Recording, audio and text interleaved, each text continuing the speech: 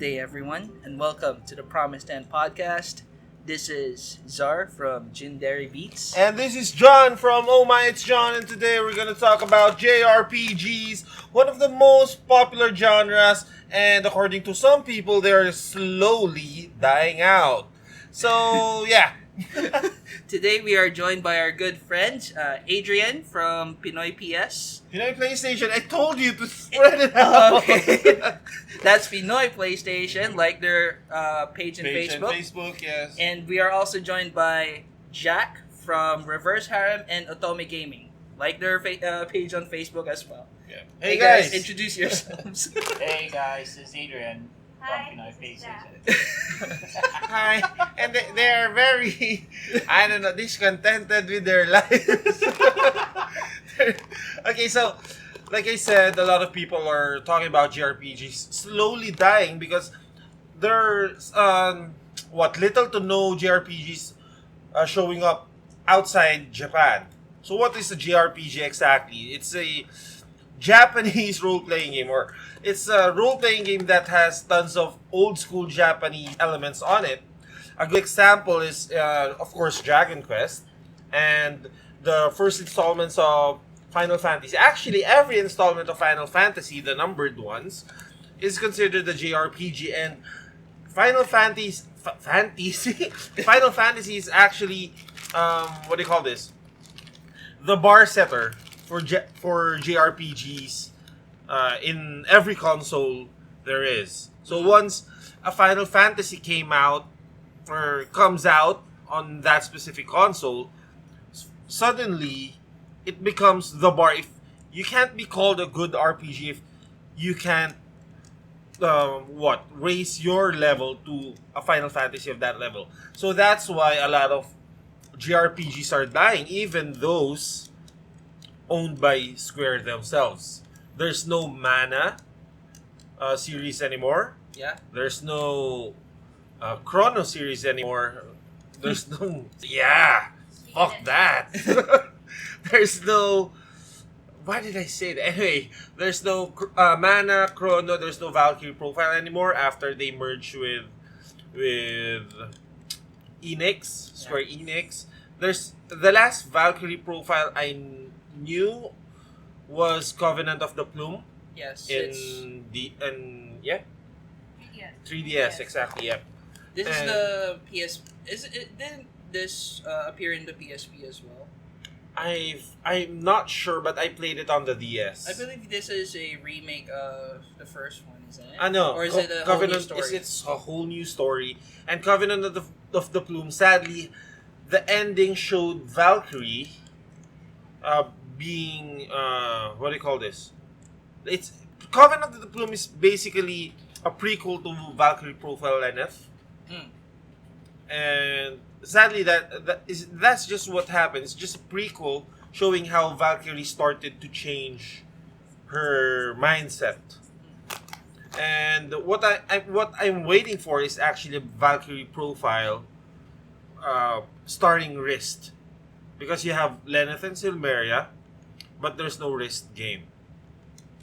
Well, anyway, that's that. So, like I said, because it's a JRPG episode, let's talk about what makes a good JRPG. What are the elements that are shown or present in a lot of JRPG games that are what you can see before you can consider a game a good JRPG, okay? So, yeah, the floor is open. Anyone want to start? I think I want to open this one. Okay. I'm gonna open this one with three things that I think are very important for JRPGs. Now, going back to the root, JRPGs are still essentially inspired by Western RPGs, basically Dungeons and Dragons, starting with Dragon Quest. You know how the first Dragon Quest looked like. And basically, you just it's very reminiscent of a Bard's Tale, wherein you have first-person view.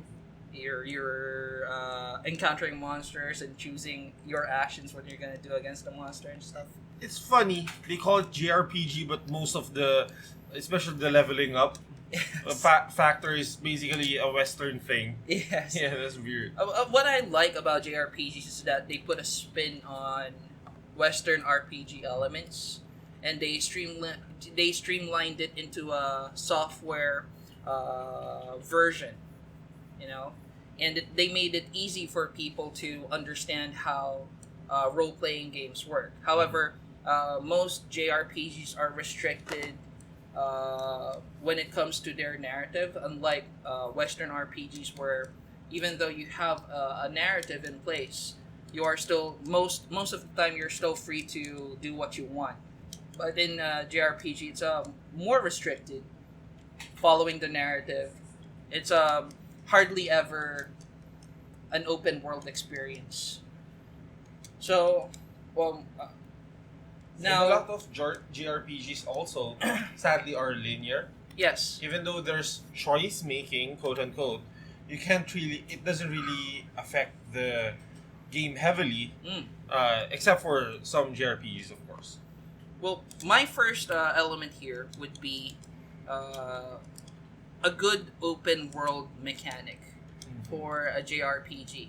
Now, I'm gonna Any cite an example? example. Yeah, Final Fantasy 12, definitely. I think most of us would agree on this. Final Fantasy 12 had this sprawling world, and you can actually explore to your heart's content. You can travel the world map. Of course, you would be restricted because of how powerful some monsters are. You won't be able to defeat them at first, you know. But eventually, as you level up, you get to you'll be able to explore more areas. I think that's a good way of doing an RPG by making the another mechanic here would be making the difficulty organic. Basically, I really hate games that make you choose a difficulty level. Yeah, You know, like it should progress as the game goes. precisely. It should be natural so that the experience, though everybody would have different experiences, right? How they learn the game would be tailored according to their experience, especially since you don't have any way to make the game any easier for you. Basically, you learn how to deal with things that are difficult for you. You'll be able Yeah, to. that's basically like if you just want to kill weak enemies, you just go back to the previous parts of the map or something. Yeah, precisely. You'll have to farm experience or better gear or money to buy better gear. I think that's a better way of doing RPGs. And at least there are. I've seen a few JRPGs that have this difficulty level setting. So Yeah, For- what's with that? yeah, for I don't really like that one. Now, for my last element, I would like JRPGs to sort of adapt more of how Western RPGs have their character creation mechanics. It can still, have the Japanese aesthetic, you know. Basically, you still most JRPGs have this anime aesthetic to them. That's fine with me. That's why I play JRPGs in the first place, is because I'm attracted to the aesthetic. But it would be awesome if some JRPGs would give you the chance to create a character, and somehow they'd be able to write the narrative around that. Like seamlessly adapt your custom created character into their narrative, be it linear or an open world experience Is there any example of that? of you being able to create a character. I think there is. There is. It the Fantasy Star RPG in the PSP. What? Fantasy Star Universe. Yes, Fantasy Star Universe allows you to create your own character. Mhm. I think most of the Fantasy Star Online, Mm. or rather the Fantasy Star series after the 16-bit era, Yeah. after the 16-bit era, when it became this pseudo online Yeah. game, they allowed you to To create be your, your own character. RPG Yeah. character, yeah. So I think those would be my elements. You have the open world element, you have the character creation, and the organic difficulty. I think that would actually turn Yeah, that would be a really great game. that would turn a JRPG into a Western RPG. It's basically a Western RPG with Japanese background. Yeah, that's a WRPG. It's a Western Skyrim, Yeah. but without the difficulty settings. So that's Czar's turn. Next, I think we'll be having Adrian. Okay, so one thing that I really liked with all the JRPGs that came out, all these years, one constant or one thing that I really liked was they have pretty much excellent storytelling, Mm. and for me, that's one vital element on making or actually creating a great JRPG. Well, technically a great game. Where obviously you can't really create a good a good RPG in general without having a pretty fleshed out story. Yeah. And most of the things that you mentioned in the earlier segment, that can easily be achieved by tweaking the story. Mm. Place it in dynamic difficulty that can be arranged by old methods in game design, like for example, if you actually played the PS1 game Grandia, Grandia, yeah. yeah, they actually block you out of some areas first before you can. And once you actually get past that big wall Mhm.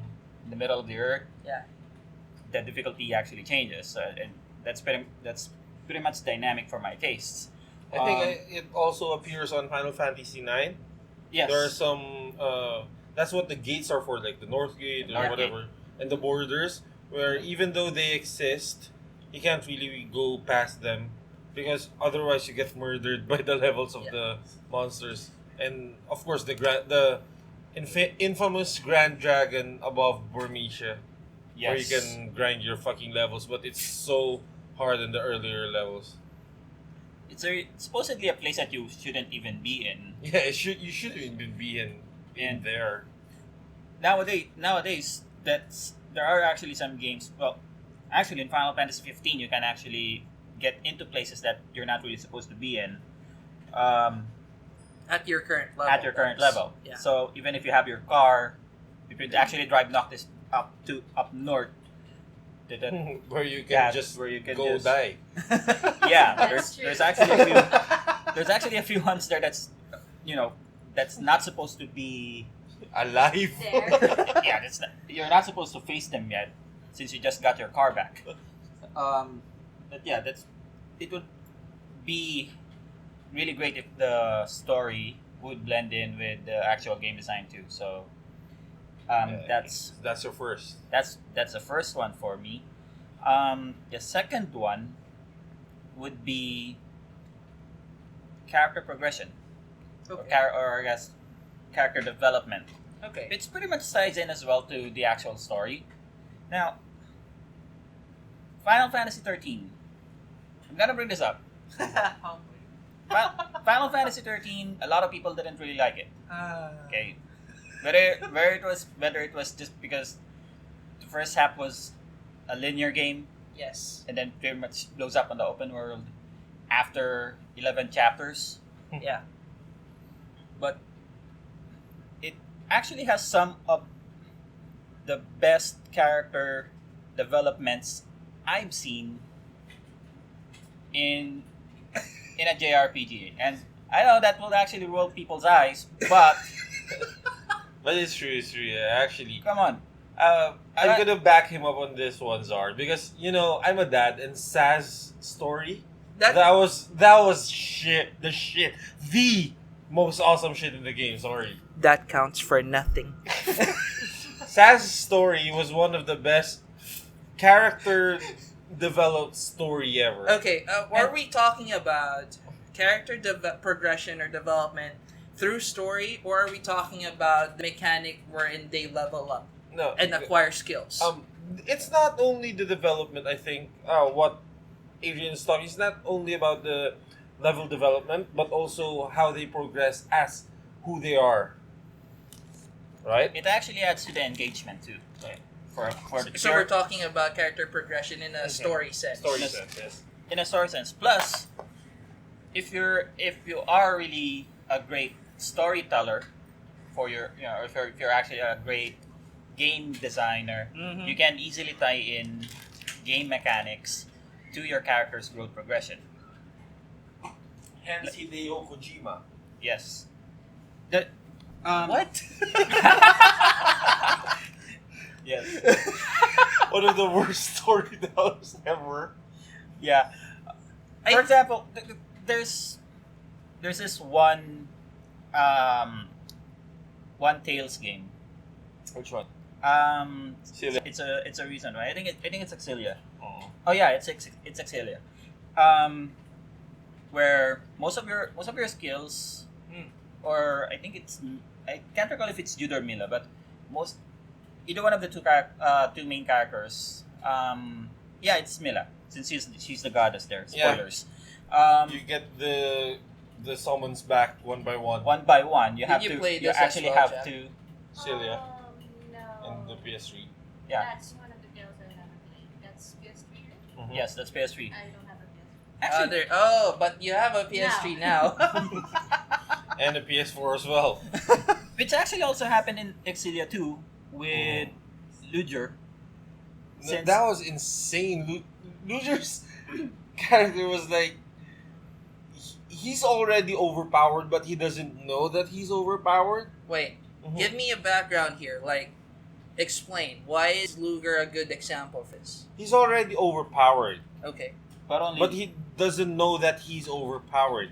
Doesn't know his past, what he is, whatever.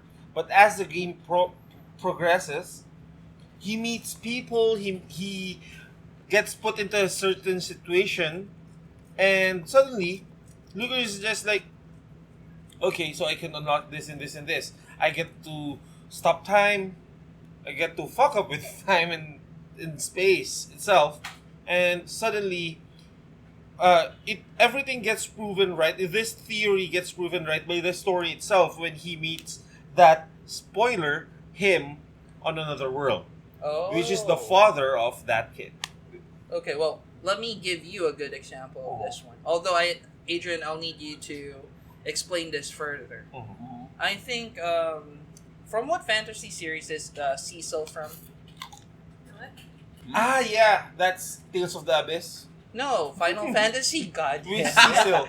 Cecil. Four. For Yes, I F4. believe he starts out as a Dark Knight, Mm-hmm. if I'm not mistaken. Then becomes a paladin. Precisely. So he gains. This is a good example of character progression in a story and skill wise. In a skill sense. He gets way different skills Yeah. once Yes. he becomes Because paladin. he changes his views. Mhm. He drops the mantle of the Dark Knight Oh. and becomes the paladin through the circumstances that he experiences. Mm. Now, I'm not really sure what those circumstances are. So that's why I need you guys to fill me in on this. So actually, what happened to Cecil was, after being betrayed by Cain, Cain is the dragoon, the right? dragoon, Yeah. his best friend since like forever. Then he goes up. He meets Stella. Yeah.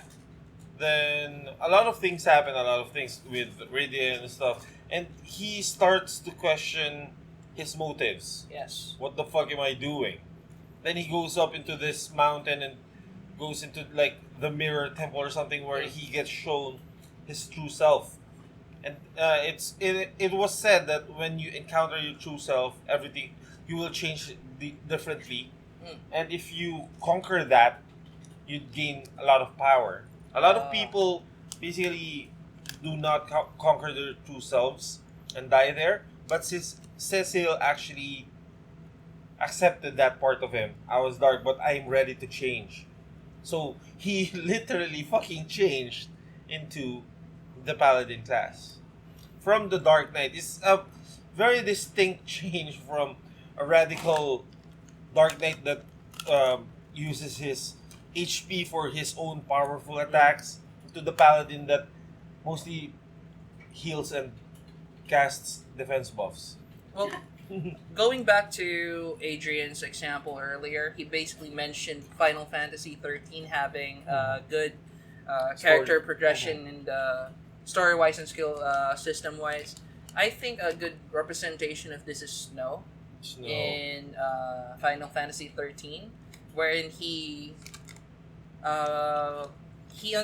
starts to understand that a part of his role would be protecting other people, and that's why his primary role in the game is Sentinel, basically focusing on defensive skills and protecting his teammates. So I think most of the characters in Final Fantasy 13 are given trials and challenges wherein they show their proficiency in the class that they are intended for. Now, I think you have one more, Adrian. Yeah, what's your third? Actually, I don't think this is really a big deal, but since you already brought up your own character creation, Yes. now, which is actually a feature very prominent in Western RPGs, like you've said. One thing that has made JRPGs really memorable and really good on actually a lot of cases would be the opposite. The actual characters themselves, the character aesthetics.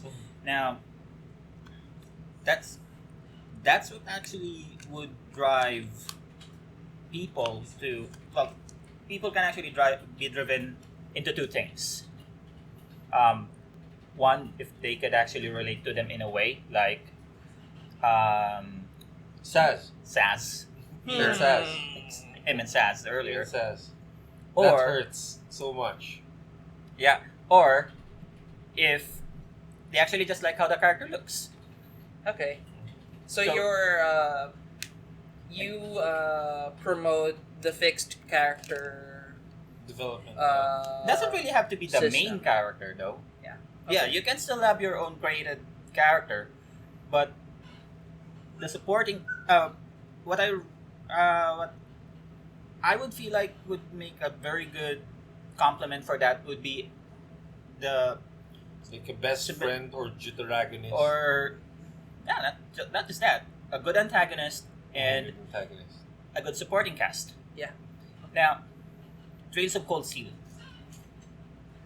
It's actually a game where you have a lot of good-looking protagonists and an even better antagonist. I'm not sure if you've actually played it, but if you haven't, go ahead and do so. What makes this antagonist special exactly? Well, guys, well, to Yeah, spoil it, we've been giving yeah, we've spoilers. been giving spoilers every day.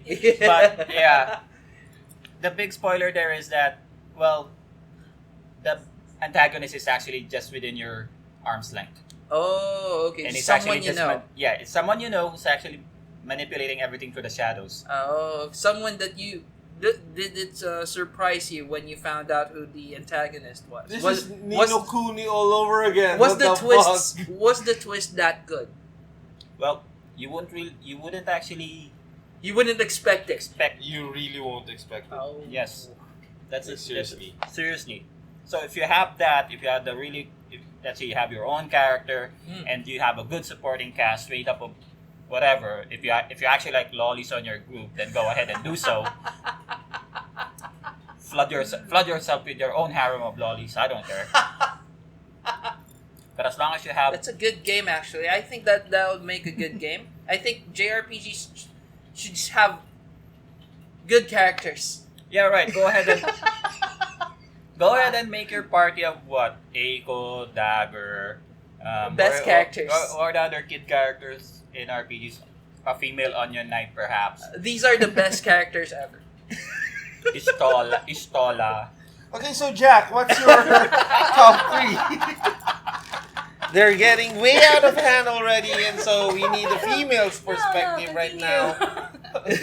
So, no, really, what's your top 3? Thank you, by the way, thank you, Adrian, for sharing your thoughts, and for warping them.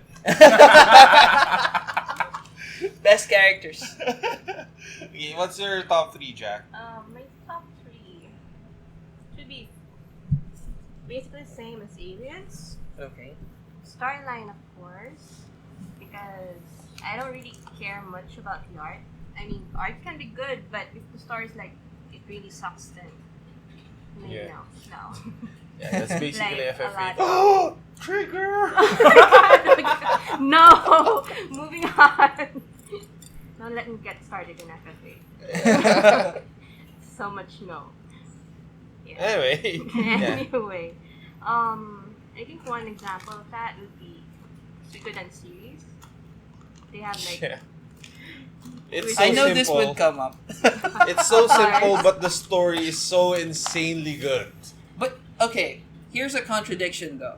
You have Suikoden is known for having this massive cast of characters, right? Like you have 108 stars. every game. You have Every 100. game. That's 108 characters. Not all of them are playable, but let's say like 80 or 70% of these people are like they can be party members, right? All of them. Now, what I wanted to ask you, I wanted to ask Jack about this for a very long time now. What makes the story special though? You have like a massive cast of characters. Personally, I've only seen people play this game, and Suikoden. You haven't played? I have not played Suikoden. Okay, I shall commit seppuku later. I shall commit seppuku later. 0.7% of your life is missing now Oh my god. by not playing. But I'm curious because is the writing that good for them to be able to include all 108 characters into the narrative and not like ruin it? Because you have like a ton of characters there. You know what's amazing about Suikoden is there's like 108 characters, which does not include, of course, the antagonists. And each one of them have their own characters. They have their own background. And almost for every game, you get attached to maybe one or two NPCs, never to your own, like, the lead character. This, The lead because- characters are like silent protagonists. Are they Always. really though? Always. Oh, okay. Except for the 3, I think for the 3 in Suikoden 3. let's not talk about Suikoden. Suikoden 3 is weird. Anyway, I think that was the time that they were experimenting on having three main characters all at the same time, which, you know, really didn't work out. That's it kind of didn't really work And out. they kind of killed off one of, you know, my favorite characters. Spoiler. Anyway, moving on. Yeah. Look. This has been a spoiler-filled episode. Yeah. We should name this spoiler. Yes. I'm gonna put a spoiler warning on the description of this video. Yeah, well, anyway. But in also to support what Jack said. Oh, yeah. Yeah, I actually just want to go back to Suikoden. So you did mention that how the 108 characters would fit into the story. Yeah, How they would actually fit into the narrative. yeah, because you have Well- such a massive cast. Well, truth of the matter is they actually don't. You actually just have a core set of characters, one that are, those that are really detrimental to the story. But in the Suikoden series, it's all about It's castle building. castle God, building. yes. You're actually building your own country. I think that would be your second. Yeah. That would be your Yeah. second. What that's is Jack's castle? six. Oh, I've had a bit of experience in this, but please do Mhm. go on. Yeah. But Well, yeah, in Suikoden, there's like always every game there's castle building, or in I think Suikoden 5 it was That was shipbuilding. no, that was 4. And four was shipbuilding. 4 was shipbuilding. 5 is still Castle well, building. Republic building. Republic building, yeah. Okay, so basically, castle building is you. That's by the words themselves. You populate a fucking castle it into, gets you know, what's livable, I guess. Yeah, what's Beautiful or livable? something. You start with livable, then you make it awesome. And it always includes an onsen. And you're pretty Oh, much so each Baths. castle has a Yeah. hot spring. But what is it for? It's- Relaxation. And kind of pairing up with your NPCs, so you can see their dialogues when they bathe together. Oh, okay. So, like for example, you always get like two characters that are in odds to each other, and if you walk in to the hot To springs, them with- bathing. yeah, They would really they would have this funny banter inside the fucking. Oh. It's a way. It's again. It's 108 characters, and not everyone is into the narrative of the story. But it's their way. The castle building they're doing is their way of you trying to know more about all of those characters and how they affects all the 108 affects each other's lives. Mm. because, because let's face it, man. What would a freaking octopus have to do with the revolution? Mhm, Oh yeah, there exactly. is an octopus So, character. There are animal characters in Suikoden. Abyss Boa, I think. Is that Abyss Boa? And Mhm. Rulodia. And And their Rulodia. little krill. and don't forget the flying squirrels. Then yes, you have The the fucking flying, six the- flying fucking squirrels that doesn't Sentai have squirrels. anything to do with the story at all. You know, I kind of hated that part where you have to catch them. Yeah, let's not go there. I thought they were part of the numbered ones, but you only need one of them. What the fuck? Anyway, Well, anyway. Oh well, so- before you continue on with castle building, I've had a bit of experience with this. which one? Shining Force Exia. Exa. Yeah, Yeah. that was good in PS2. Shining Force Exia. I love this game so much. Exa. Oh, is it Exa, Exia? Exa, Oh, there you Exa. go. Yeah. I'm thinking about the Gundam. Okay, Shining Force EXA. You have a fortress, right? You have two main characters in this game. The boy and the girl. The boy and the girl, and you get to build your castle and leave your other characters because you have a lot of characters you can party up with, like maybe 8 or 10 that you can choose to bring with you in the overworld. And but of course you also have your fortress. You sort of build up the defenses, and occasionally your fortress gets invaded, and you get to play your other character. So there's always this there's always a reason for you to actually improve both characters because the character that you're not using will be the one defending the castle. I think that's a good way of not wasting the elements because Not fucking up with both characters. Yes. I really love that game. Yeah, that was a really, really good game. really love Shining Force. Okay, so Jack, your third one would be. I know I said I don't really care about art, but of course, art. Art. What do you mean? What exactly are we talking about? The aesthetics, like How the they look? style, Or how the game. or is it a itself? specific style of art that you're looking for? Like, does it have to be sort of anime-ish or something? No, I think I'm mostly talking about, let's say, not the characters themselves, but the background, like how the world looks like. Ah. okay. It's kind of, I mean, you would walk into the world map, right? And if it looks boring, it's kind of makes you sleepy. Or, I mean, I would rather have something nice to look at, not just the characters, but the entire world where you're playing at. Mm. Because sometimes, like, the game devs would focus too much on characters and forget about, how the town looks like. And it's something I've noticed about JRPGs. The towns look all the same. Oh yeah, especially the old ones like They have that- Suikoden.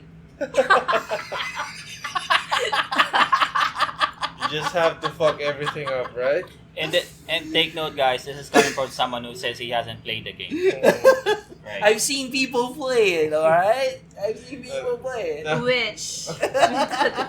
Yeah, but anyway, let's get back to Jack. So Jack, let me ask you this: what you'd like everything to look really beautiful, but does it have to be 3D for that to happen, or would you love even a 2D game? Yes. Mhm. It doesn't really matter if it's 2D or 3D, so long as it's rendered nicely, pleasing to the eye.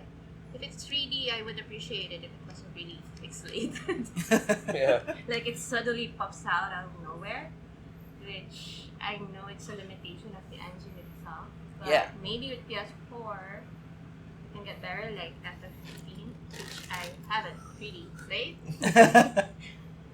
Yeah, but I watched my husband play it, so I've seen it. I Okay, will so play you it also someday. heard it, guys. Jack is married, so off limits. Off limits. Oh yeah. Talking about Final Fantasy 15, I think a good example from that would be the sea town, the city by the sea. Oh yeah, that Asian looking town. Yeah, it looks like it's so Mediterranean. That's so Asian, man. It's like a mix of a Mediterranean city with Venice and shit. Like Yeah, with it really looks good. I'm looking for the canal. Oh yeah. There are canal boats guys like there. that, yeah. But I think one of the older games that did this well would be Final Fantasy 7. Oh, and 9. Oh, and 9. There you go. No, that the 7 and 9 would is good, but if you want an old game that presented that really well, that would be 10. That would be FF10. Oh, but 10 is it belongs to the second What? generation. The second gen. In the first gen, you'd have to go for 6. Okay. You have to go For six. me, it would be 7, 7. definitely, because you know how the slums look like. You No had, two towns to look Yeah, you had this Japanese looking town. You remember that shit? Well, Wutai. Wutai. There Oh you my go. god.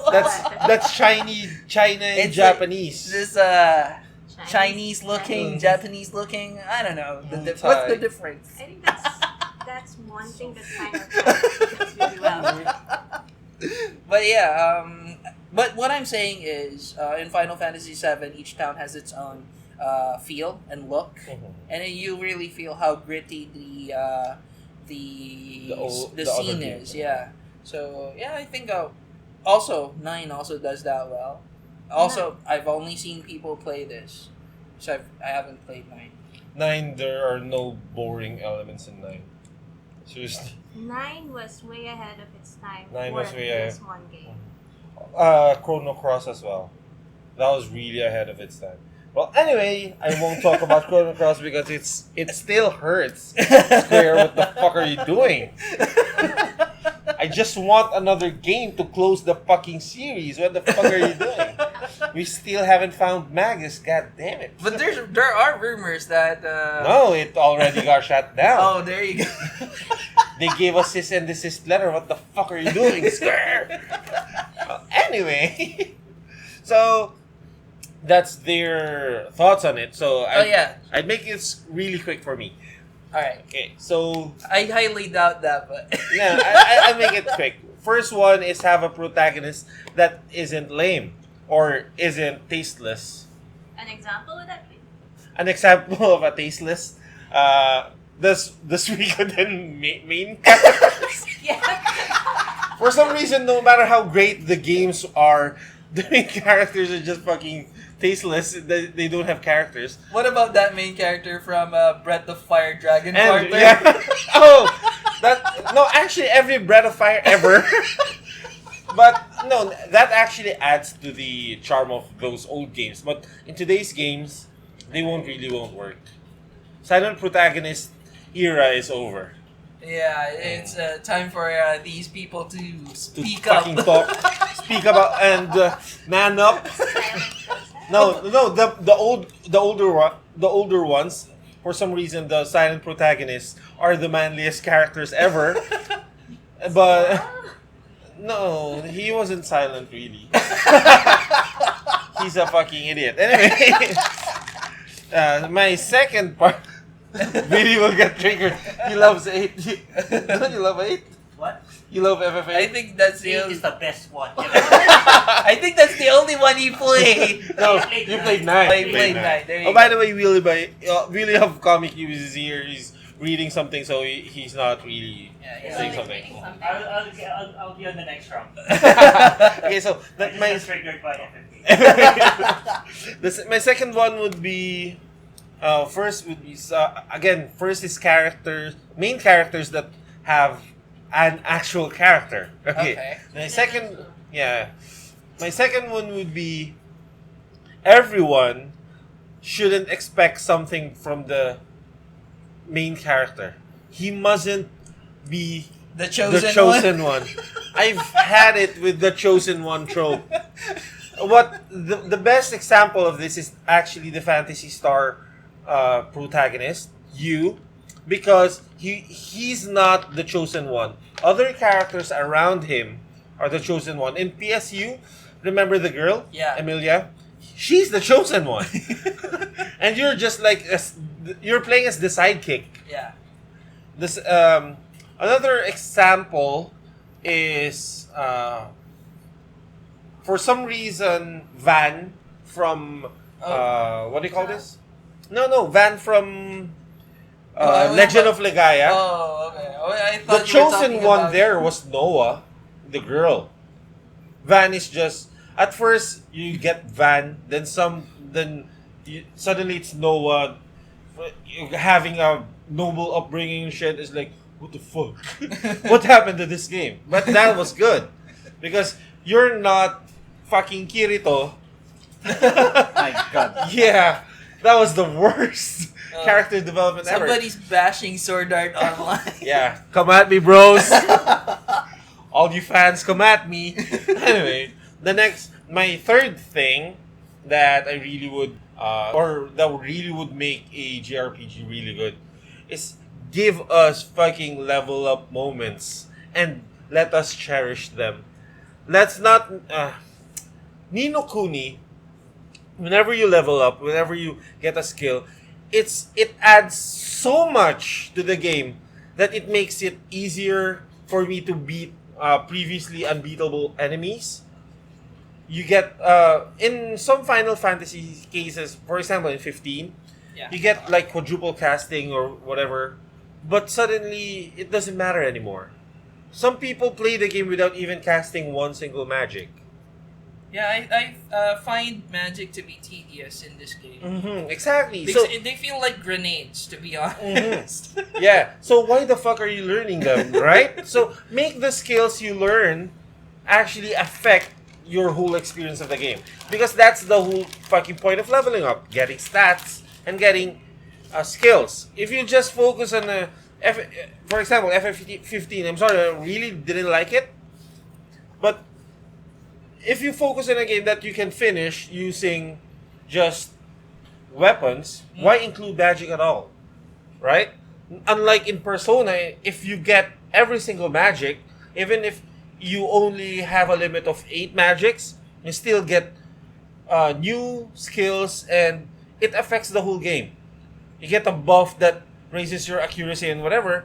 That helps on enemies that really avoid really well. And those enemies are the ones that will help you level up more. So there are those kinds of elements in game. Make the skills fucking useful again. I see. Unlike in the new games, skills do not matter anymore. It's so annoying. Well, in Final Fantasy 15's defense, it's more of a spell crafting kind of mechanic. Doesn't where- matter. You don't even need to use fucking spells there. Again, I'm reiterating that you have the option to use it, but you don't really need to use it. Doesn't it have like friendly fire for FF15? Yeah, And it's annoying if you get quadruple Firaga, then throw it and then you kill off the 3 of them. I think that adds a bit of realism to it. Doesn't fucking matter. You fucking warp.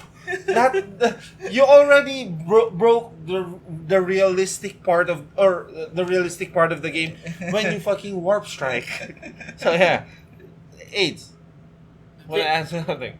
Well, it's actually okay if that if the skills make the skills matter, right?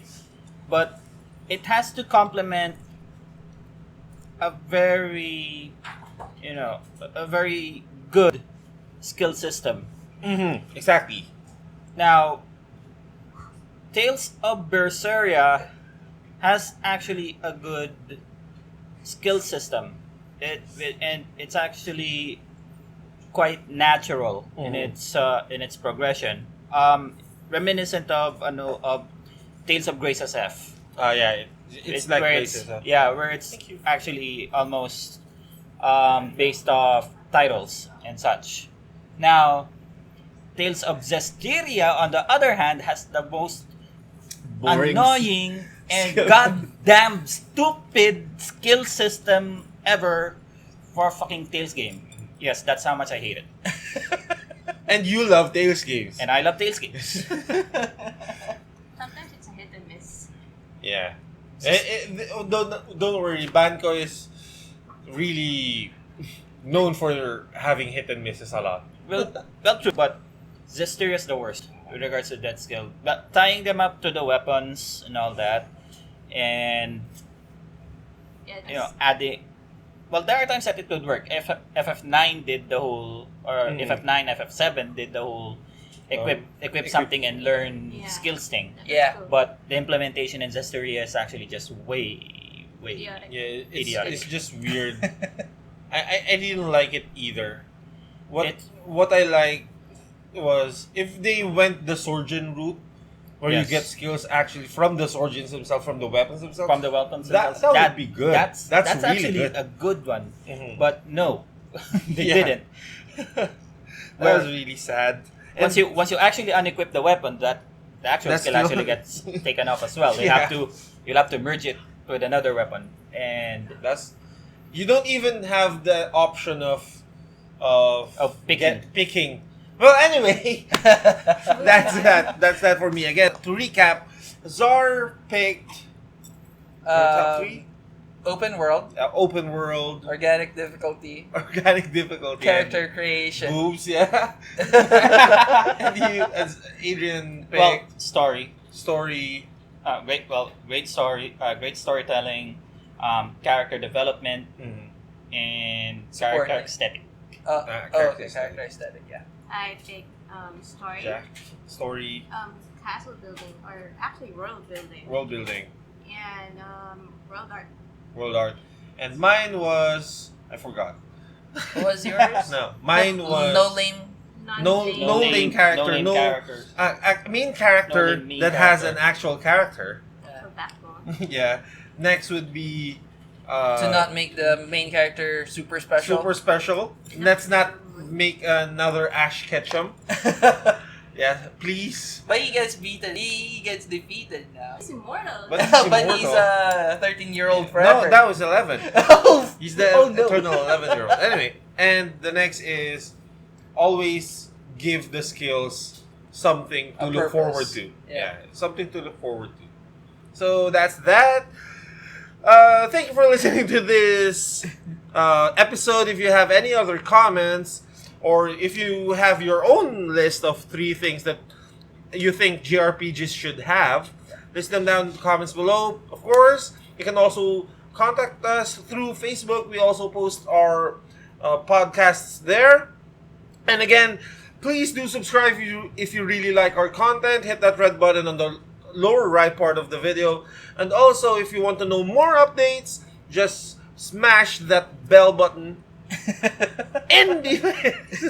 Smash that bell button, and of course, remember to like our social media account as well. Follow us.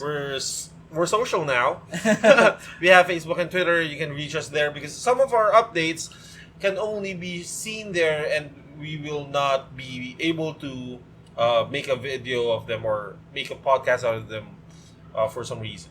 Okay, Yeah. so again, this is John And this is Zar. This is Adrian from from Pinoy- Pinoy PlayStation. and And Jack from Reverse Harem and Automa Gaming.